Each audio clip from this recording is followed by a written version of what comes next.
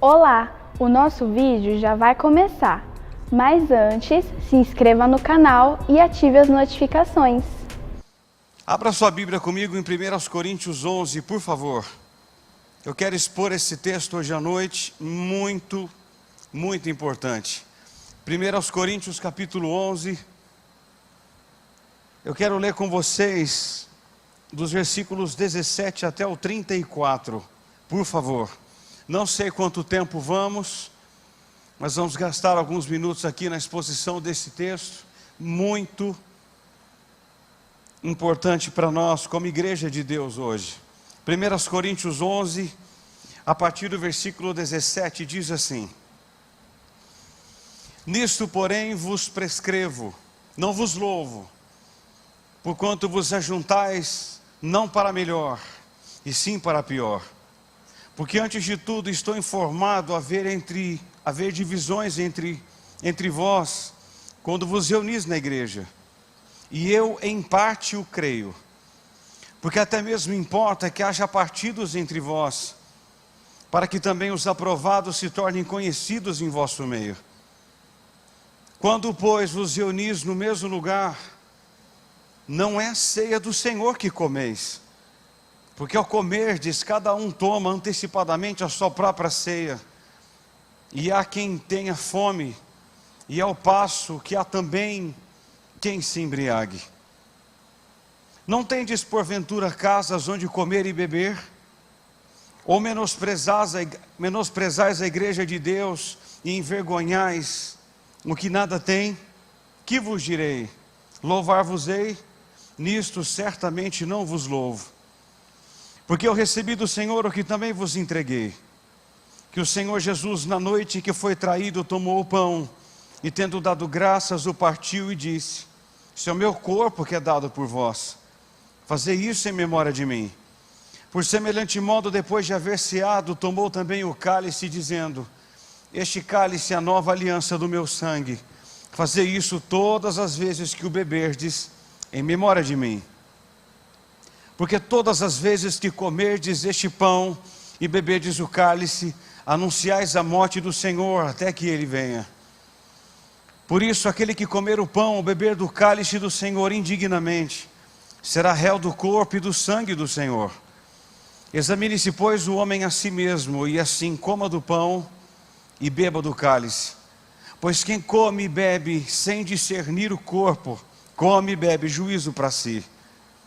Eis a razão porque há entre vós muitos fracos e doentes, e não poucos os que dormem. Porque se nos julgássemos a nós mesmos, não seríamos julgados. Mas, quando julgados, somos disciplinados pelo Senhor, para não sermos condenados com o mundo. Assim, pois, irmãos meus, quando vos reunis para comer, esperai uns pelos outros. Se alguém tem fome, coma em casa, a fim de não vos reunirdes para juízo. Quanto às demais coisas, eu as ordenarei quando for ter convosco. Pai Celestial, esse é um texto solene para a igreja de Deus. E nós estamos aqui nessa noite porque queremos aprender mais do Senhor e da Tua palavra.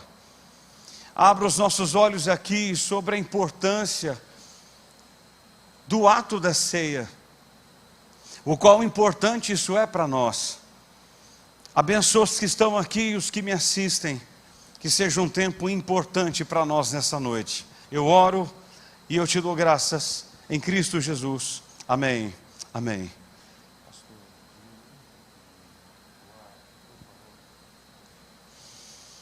Irmãos, a ceia do Senhor é um dos textos mais polêmicos, ou temas mais polêmicos da história da igreja. Esse assunto dividiu opiniões, igrejas e até mesmo denominações. Depois da reforma do século XVI, centralizaram-se 4 posições em relação à ceia. A primeira é a transubstanciação. Os elementos da ceia se transformam em corpo e em sangue, literalmente. A segunda ideia foi a consubstanciação. Ou seja, Cristo está presente fisicamente em e sob os elementos da ceia. Terceira visão é o chamado memorial. A ceia não passa de uma lembrança do que Cristo fez na cruz, nada mais que isso. E a quarta visão, ou posição, é o meio da graça. Esse é o que a igreja contemporânea de fato crê hoje. É que a ceia é um instrumento de edificação espiritual dado à igreja. Na igreja primitiva, a celebração da ceia, antes dela havia uma refeição que todos os crentes participavam, todos eles juntos. Eles traziam de casa comida e faziam uma espécie de ajunta-pratos antes da ceia. O objetivo da festa era a manifestação do amor solidário e a demonstração da comunhão fraternal uns com os outros. Quem tinha mais ajudava quem tinha menos, e todas as pessoas juntas faziam uma bela refeição. Assim os crentes pobres podiam usufruir uma mesa farta. Infelizmente essa prática se perdeu ao longo do tempo. E essa prática se perdeu aqui em Corinto, porque eles perderam de vista a solidariedade e consequentemente a comunhão fraternal. Então Paulo denuncia 3 coisas no texto muito importantes. A primeira, diz os versículos 21 e 22 que lemos, que eles estavam fazendo acepção de pessoas. Os ricos se afastavam dos pobres, fazendo grupinhos seletos, e comiam e se embebedavam, enquanto os pobres não tinham o que comer. A própria igreja de Corinto estava fazendo acepção de pessoas. Assim eles menosprezavam a igreja e humilhavam os pobres. Segunda coisa que Paulo denuncia está no versículo 18, é que eles tinham divisões dentro da igreja quando se reuniam. Porque antes de tudo estou informado haver divisões entre vós, quando vos reunis na igreja. Havia divisões, havia partidos, havia cismas entre eles. A palavra divisões do versículo 18 é schismata. É a mesma palavra usada por Paulo em 1 Coríntios 1:10, acerca das dissensões que estavam dividindo a própria igreja de Deus. Eles estavam dentro da igreja, mas eram divididos. Eles não tinham a mesma visão, eles não compartilhavam as mesmas ideias e a mesma ceia, eles estavam divididos. Haviam divisões entre eles. E terceira coisa que Paulo denuncia, está no versículo 17 e 20. Eles se reuniam para pior. Nisto, porém, vos prescrevo e não vos louvo, porquanto vos ajuntais não para melhor, e sim para pior. E no 20 ele diz: quando vos reunis no mesmo lugar, não é a ceia do Senhor que comeis. Ao reproduzirem uma caricatura da ceia do Senhor, eles estavam distorcendo o seu significado. E eles se reuniam para pior, e não para melhor. Irmãos, eu fico pensando num contexto desse para nós como igreja, e trazendo essas palavras para nós hoje. É desafiador alguém chegar para nós e dizer: vocês estão se reunindo não para melhor, e sim para pior. Em vez de a comunhão ser um ato eminente, edificante, estava tendo um efeito dilacerante. Em vez da ceia unir, estava separando a igreja. Pensaram nisso? em vez de unir, estava dividindo, estava dilacerando, jogando cada um para o seu lugar. Irmãos, eu e você podemos assentar-nos para celebrar a ceia, comer o pão e o vinho, e ainda assim não ter usufruído as bênçãos da comunhão da mesa do Senhor. É possível, porque a motivação pode estar errada. Cada mesa ou cada ceia que participo, essas palavras vêm como uma flecha na minha mente. Qual é a minha motivação de celebrar a ceia do Senhor? Qual é? Porque Deus não se impressiona com rituais pomposos. Ele quer verdade no íntimo. Íntimo. Dito isso, essas três coisas importantíssimas, como de denúncia para o apóstolo Paulo à igreja, que eles estavam fazendo acepção de pessoas. Eles estavam criando divisões dentro da própria igreja. E eles estavam se reunindo não para melhor, e sim para pior. Eu quero ver com vocês duas coisas apenas nessa exposição. A primeira, eu quero ver com vocês o significado da ceia do Senhor. Qual é o significado da ceia? Por que ceamos? Qual a importância disso para nós? Quando cearmos amanhã, no culto das 9, no culto das 19, qual a importância disso para nós? O que isso tem a ver conosco? A ceia do Senhor, irmãos, ela está centralizada na morte expiatória de Cristo e no seu sacrifício vicário. Vicário, cruz. Não podemos nos assentar na mesa sem olhar para o sacrifício de Cristo. Visto isso, há 4 verdades que devem permear a nossa vida cotidianamente, todos os dias, quando nos reunimos ao redor da mesa. A primeira coisa está no versículo 26, é que nós devemos olhar para trás, porque todas as vezes que comerdes esse pão e beberdes o cálice, anunciais a morte do Senhor. Eu tenho que olhar para trás. Quando você participa da ceia, você deve olhar para trás, para o que Cristo fez na cruz. Todas as vezes que comemos do pão e bebemos do cálice, anunciamos a morte do Senhor. Diz a Escritura, quando Jesus partiu o pão, Ele diz: isto é o meu corpo que é dado por vós, tomai e comei, e fazei isso em memória de mim. Jesus está ordenando à igreja que ela se lembre não dos milagres, mas de sua morte. Irmãos, a primeira coisa que nós devemos fazer ao tomar do pão e do cálice é olhar para trás. Olhar para trás. Nós devemos olhar para trás e nos lembrar do que Cristo fez e por que morreu, como morreu e por quem Cristo morreu. Por isso a primeira coisa é olhar para o retrovisor e ver o que Cristo fez.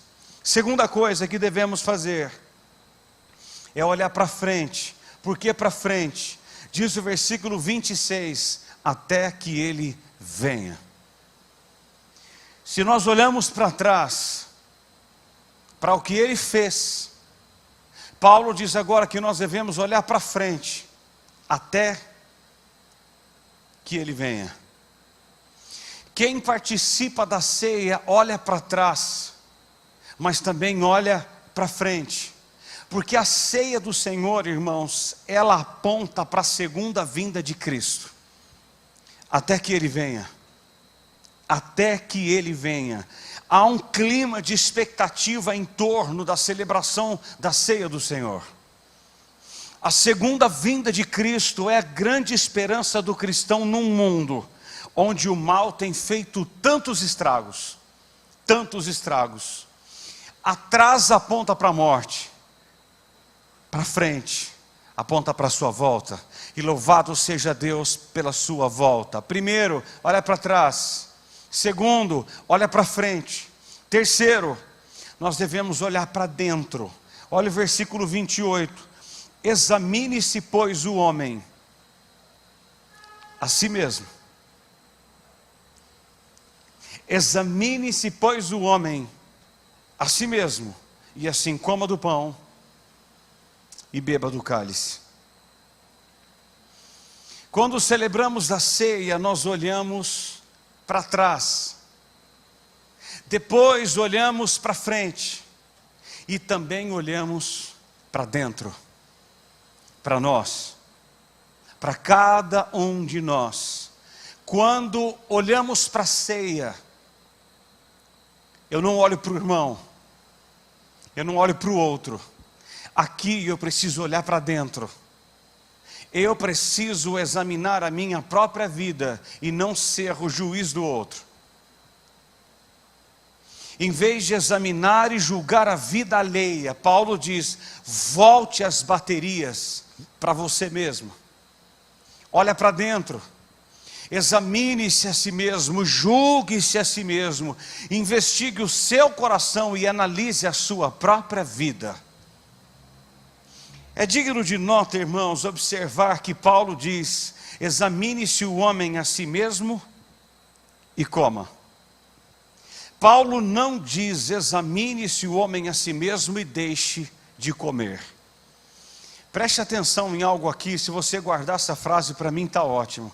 Muita gente não entende a ceia.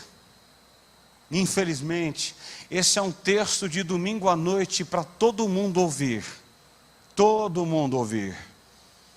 Muitas pessoas não entendem isso. Não entendem a ceia. Você não pode fugir da ceia por causa do pecado. Mas você deve fugir do pecado por causa da ceia. Entenderam? E nós fazemos exatamente o contrário. Não é assim que funciona? Nós fazemos exatamente o oposto. Eu não posso fugir da ceia por causa do pecado. Eu devo fugir do pecado por causa da ceia. E nós fazemos o contrário. Se eu estou fazendo algo que desagrada a Deus, eu fujo da ceia. Não é assim? É o oposto, é o contrário. Então Paulo diz: fuja do pecado por causa da ceia. É o contrário. A ceia, irmãos, é um instrumento de restauração. Restauração. Eu amo a ceia, porque a ceia não é para o mundo, a ceia é para o povo de Deus. É para aquele que foi chamado a sentar com Ele na mesa, num prelúdio do que faremos com Ele, naquele dia, na primeira ceia. E lá estarão todos, desde a antiga dispensação até o fim, até a nova dispensação. Todos os profetas, todos os apóstolos, todos os homens de Deus, todas as mulheres de Deus, desde o Gênesis até o Apocalipse, estarão com Ele naquela primeira ceia. Então, a ceia é um instrumento de restauração. Por isso que eu preciso olhar para trás, eu preciso olhar para frente, também eu preciso olhar para dentro, uma introspecção. Preciso olhar para mim. E quarto, nós devemos olhar ao redor. Olha o 33 e o 34. Assim, pois, irmãos meus, quando vos reunis para comer, esperais uns pelos outros.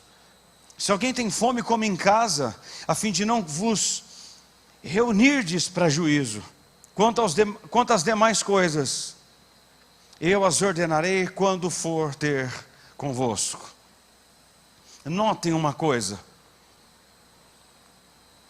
Paulo está orientando os crentes a esperarem uns pelos outros, por uma comunhão verdadeira na festa do ágape, a festa do amor. Esperem uns pelos outros. Como eu disse a vocês na introdução, A igreja de Corinto tinha um costume onde os crentes traziam as suas iguarias de casa para comerem fartamente, mas alguns, os ricos, não esperavam os pobres. Não temos essa prática da festa do amor atualmente, mas temos o princípio. E qual é o princípio? Todo o princípio permanece. Quando você se reunir para a ceia, olha ao redor. Para quê? Examine se aquele irmão, ou aquele outro irmão, ou a irmã, está sentado entre nós. Falta alguém no culto? É isso que Paulo está dizendo aqui. Falta alguém na igreja? Olhe para esse. Se preocupe com esse e com aquele outro. Então, irmãos, a ceia eu preciso olhar para trás, para o que Cristo fez. Eu preciso olhar para frente, porque até que Ele venha. Eu preciso olhar para dentro, para examinar a mim mesmo. E eu preciso olhar ao redor. Ainda que não tenhamos mais o ajunta-prato, apesar da nossa igreja em Campinas ter a festa do Agapau, todo domingo de ceia, cada um trazia um prato e nós comíamos. Isso era maravilhoso. Nós comíamos e bebíamos e depois nós nos reuníamos para a ceia e comíamos do pão. Ainda que a nossa igreja aqui não tenha esse costume, o princípio permanece. Qual é o princípio? Se falta alguém no culto, se preocupe. Se alguém não está na igreja, se preocupe, ligue, procure saber. Isso é olhar ao redor. Então esse é o significado da ceia. Irmãos, nós poderíamos parar por aqui, não poderíamos, Stephanie? Há muitas informações até aqui, mas não. Esse é o significado da ceia. Olha para a cruz, olha para frente, olha para você e depois olha ao redor. Irmãos, em nome de Jesus, assumamos esse compromisso essa noite. Amanhã no culto de ceia, se eu não vir alguém, ou se você não ver alguém, se preocupe, ligue para alguém. Esse é o significado da ceia. Porém, há uma segunda lição e última que eu quero ver com vocês. Paulo alista agora os perigos em relação à ceia do Senhor. Há 3 perigos. Paulo alista 3 com respeito à ceia do Senhor. Primeiro perigo está no versículo 27. É participar da ceia do Senhor indignamente. Olha 27. Por isso, aquele que comer o pão ou beber do cálice do Senhor indignamente, será réu do corpo e do sangue do Senhor. O que é participar da ceia do Senhor indignamente? O que é isso? É assentar-se na mesa de forma leviana e irrefletida. O que é irrefletida? Sem pensar. Sem pensar como estou.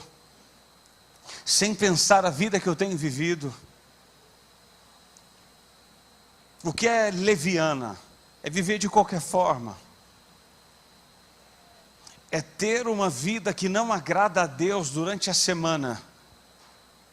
E querer assentar com o Senhor na mesa.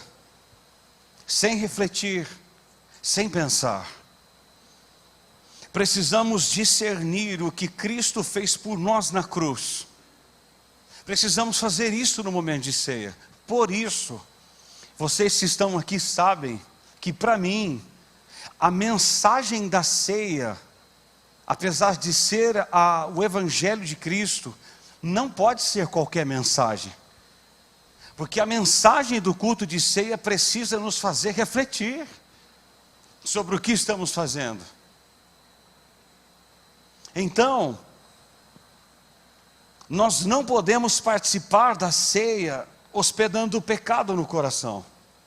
Sem a devida disposição de arrependimento é fazê-lo de forma indigna. Isso é um grande perigo que eu e você corremos, de participarmos da ceia do Senhor indignamente. Ser réu do corpo e do sangue de Cristo é um pecado gravíssimo, gravíssimo, gravíssimo.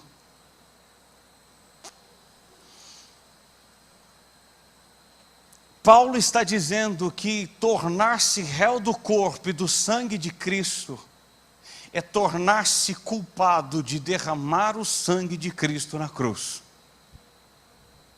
É tornar-se culpado. Isto é, coloca-se não do lado dos que estão participando dos benefícios de sua paixão, mas ao lado dos que foram culpados por sua crucificação. Irmãos, tomar da ceia de forma leviana e irrefletida é um pecado grave diante de Deus. Grave. Infelizmente, algumas pessoas, elas entram para o culto e elas estão vivendo uma vida indigna diante de Deus. Nem pedir perdão a Deus antes de tomar da ceia ele faz. Ele não pede. Segundo perigo em relação à ceia, está dos versículos 28 ao 30. É participar da ceia do Senhor sem discernimento. 28. Examine-se, pois, o homem a si mesmo, e assim coma do pão e beba do cálice. Pois quem come e bebe sem discernir o corpo, come e bebe juízo para si. Agora olha o 30. Eis a razão, porque há entre vós muitos fracos e doentes, e não poucos os que dormem. Meu Deus.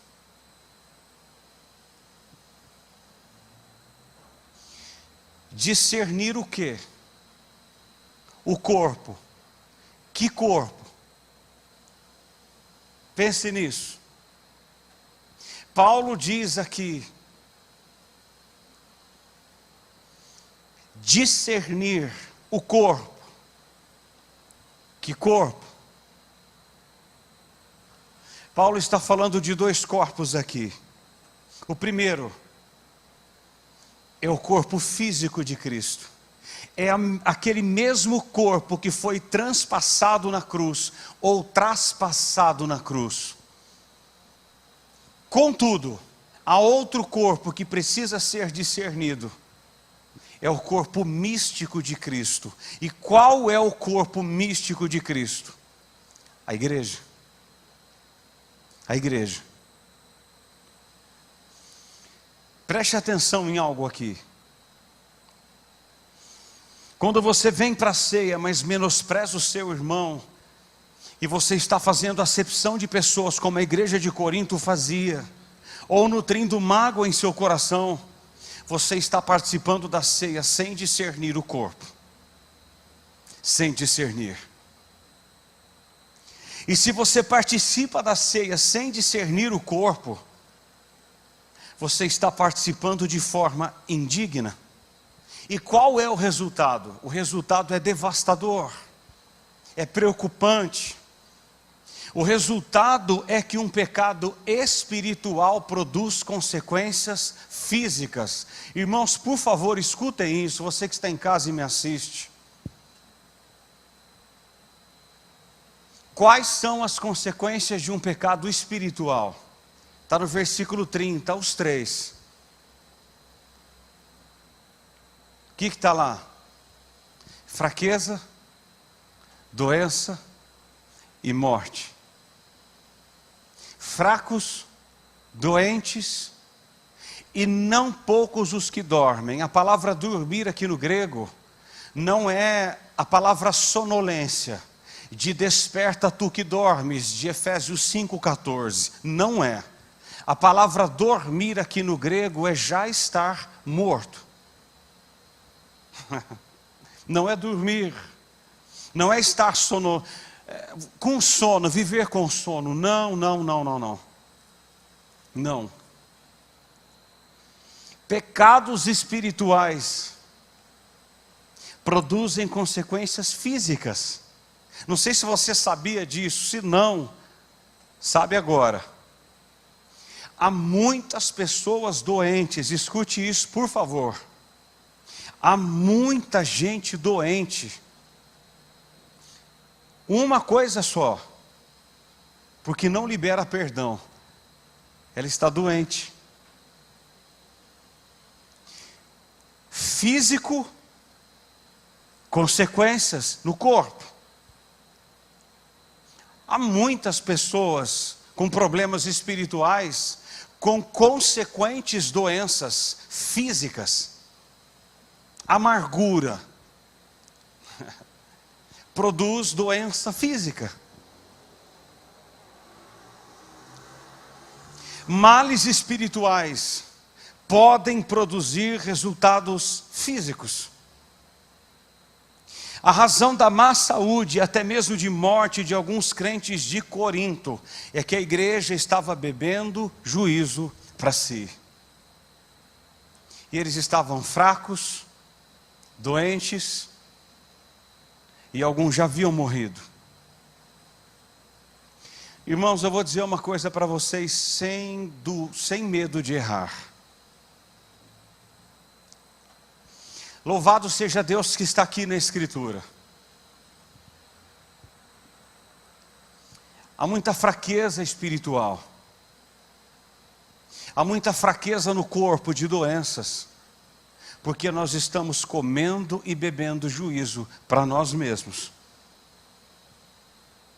Nós, infelizmente, via de regra, não todos, estamos tomando da ceia como vamos comer um McDonald's. Entramos para um culto de ceia, comemos, bebemos, vamos embora e vivemos a mesma vida que não agrada a Deus. A mesma. Por isso que todo culto de ceia eu tremo na base e eu choro. Porque eu falo, Deus, isso é muito sério. É muito sério. A ceia deveria ser tratada pela igreja de Deus como o momento mais solene do mês. Mais importante do mês. Terceiro e último. É participar da ceia do Senhor sem auto-julgamento. 31 e 32, olha o que Paulo diz para encerrar. Porque se nos julgássemos a nós mesmos, não seríamos julgados. Mas, quando julgados, somos disciplinados pelo Senhor, para não sermos condenados com o mundo. Olha que coisa séria. Se participamos da ceia do Senhor com pecados não confessados, irmãos, preste atenção nisso. Se participamos da ceia do Senhor com pecados não confessados, não teremos então discernido o corpo que foi partido para que esse pecado fosse perdoado.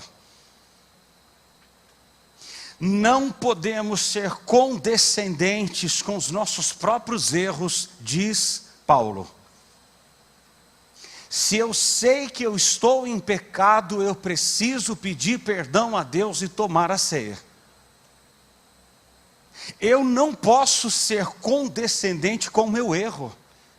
Se eu sei que eu estou em pecado, eu não posso tomar da ceia de forma irrefletida, impensada. Não.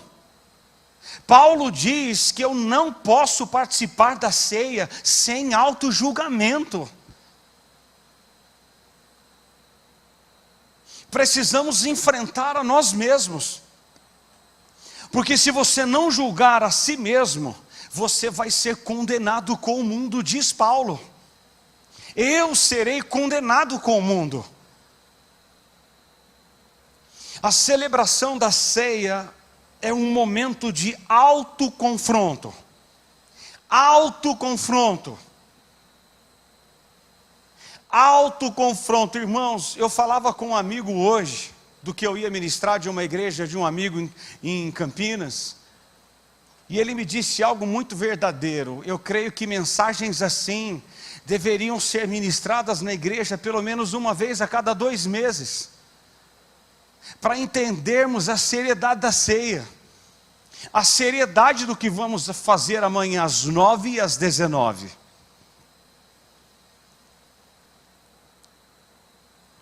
O auto-engano é um grande perigo, nós sabemos disso, de querer enganar a si mesmo.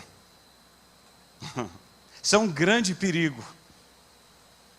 Paulo é enfático: julgue a si mesmo, examine-se a si mesmo, para que você não seja julgado e condenado com o mundo. As ordenanças de Cristo, elas podem nos fazer melhores, ou nos farão piores. Ou nos farão melhores, ou nos farão piores. Se elas não nos quebrantarem, nos amolecerem, nos tornarão mais endurecidos. Sabem por quê? Porque o mesmo sol que amolece a cera, endurece o barro. Isso é forte. A mesma mensagem que vai dar vida para uns, vai condenar outros. O mesmo evangelho que salva uns, condena outros.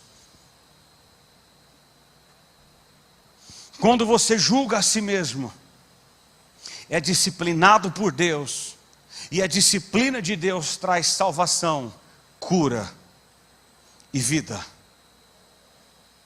Todavia, quando não julgamos a nós mesmos, nos tornamos autoindulgentes, e o juízo de Deus se torna inevitável. Inevitável. A disciplina de Deus visa sempre nos fazer voltar para Ele e nos livrar da condenação do mundo. Irmãos, tudo que nós temos ouvido aqui nesses sábados, essa é a 4ª ministração. Sábado que vem nós vamos ouvir sobre jejum, é um outro grande desafio. Disciplinas espirituais, a ceia do Senhor. Irmãos, que Deus nos ajude. Que Deus tenha misericórdia de nós. Porque nós devemos olhar para trás, para o que Cristo fez. Devemos olhar para frente até que Ele venha. Devemos olhar para dentro, para nós, e examinar a nós mesmos. Depois eu tenho que olhar ao redor. Ainda que não façamos o ajunta-pratos, o princípio permanece. Qual é? Olha ao redor. Vê se falta alguém nos bancos e preocupe-se com ele ou com eles. Depois, Paulo diz assim: olha, vocês correm um grande perigo de participar da ceia do Senhor indignamente. E o que é participar da ceia do Senhor de forma indigna? É participar de forma leviana e irrefletida. Por isso que John Stott diz em algo, é um livro dele, isso é muito sério: crer é pensar. Aquele que crê, ele pensa. Eu preciso pensar, porque a religião, ela é racional, ela é supra-racional, mas ela é racional. Eu preciso pensar. Segundo perigo é participar da ceia do Senhor sem discernimento. É discernir o corpo. Que corpo? Aquele corpo que foi traspassado na cruz. E o segundo corpo é o corpo místico de Cristo, a igreja. E terceiro perigo é participar da ceia do Senhor sem auto-julgamento. Que Deus nos ajude nesses dias, em nome de Jesus. Vamos ficar de pé, irmãos, vamos orar.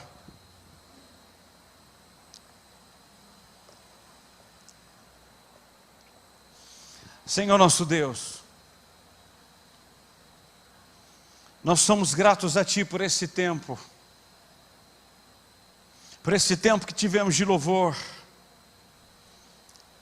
de poder ofertar, mas também de poder ouvir a Santa Escritura. Nós te bendizemos por termos aprendido um pouco mais sobre o significado da ceia e os perigos que todos corremos em relação à ceia. Pai, nós somos os teus filhos. Nos ajude amanhã, nos 2 cultos que teremos, a examinar a nós mesmos e não fugir da ceia por causa do pecado, mas fugir do pecado por causa da ceia. Ajuda-nos ao entrar aqui, ao examinar a nós mesmos, ao fazermos um auto-julgamento de como estamos diante da Tua realidade e daquilo que Tu tens para nós. Nós te louvamos pela mesa do Senhor. A Tua mesa é para aqueles que são e não para aqueles que não são. A mesa é para os filhos, é para aqueles que têm intimidade com o Pai. Ajuda-nos, Senhor, a crescermos diante de tudo que ouvimos aqui nessa noite.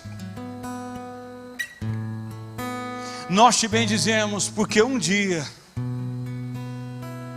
o Senhor se fez carne, habitou entre nós, morreu, ressuscitou, subiu à destra do Pai e deixou o Consolador chamado Espírito Santo de Deus. Que este mesmo Espírito continue a trabalhar em cada um de nós, para fazer de nós cada vez mais parecidos com Teu Filho Jesus. Continua, Senhor, esculpindo em nós a face de Jesus, cada dia. E que seja para nós um momento de deleite, um momento de prazer, sentar com o Senhor na mesa. Porque assim nós anunciamos a Tua morte, até que o Senhor venha. Te bendizemos por essa noite, por quem Tu és, por tudo quanto o Senhor está fazendo e ainda há de fazer para voltar, para buscar os Teus filhos. Te bendizemos pelo Teu sangue derramado naquela cruz. O Senhor atraiu para si uma grande multidão, incontável e inumerável, de todas as nações, povos, tribos e línguas, de pé, diante do trono do Cordeiro. Nós te louvamos pela salvação que temos em Ti, Jesus. Abençoe cada um, é a minha oração, em nome de Jesus. Amém, amém.